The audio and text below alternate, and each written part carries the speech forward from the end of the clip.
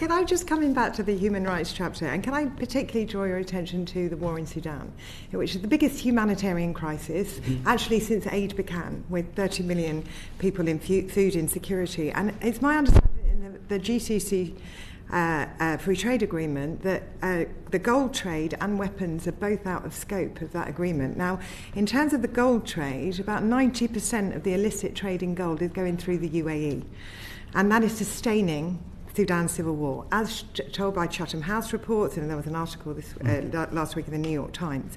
There's much tougher concerted action needed here that I would hope the UK would lead, but also on weapons. The UAE is playing a central role in arming the RSF that the USA have said is involved in a genocide in Sudan.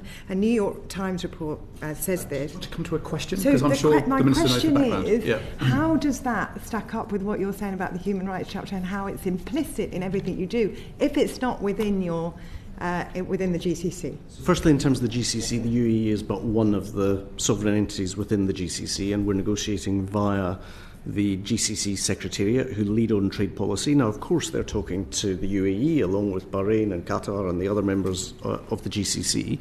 In relation to Sudan, again, I probably have to declare an interest as an old man, but I travelled when I was Development Secretary to Darfur and know quite how profound are the challenges that country continue to face. Indeed, I visited South Sudan and Juba as well. I know that resolving the Sudanese conflict is a personal priority of the Foreign Secretary. The Foreign Secretary has himself convened the conference in relation to Sudan.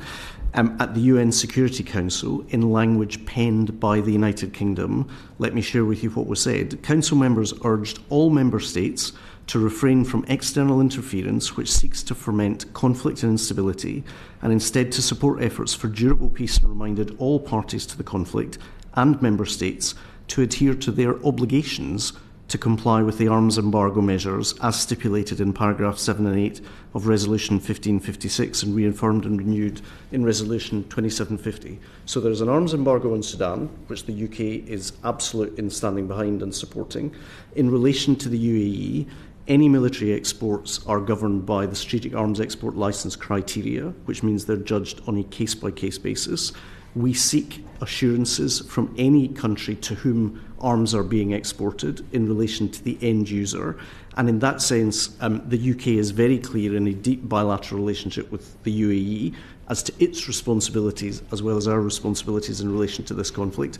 We are unaware of instances of weapons being passported through the UAE to Sudan, as you describe, and if you're aware of any evidence to that effect, of course we would be grateful to receive it.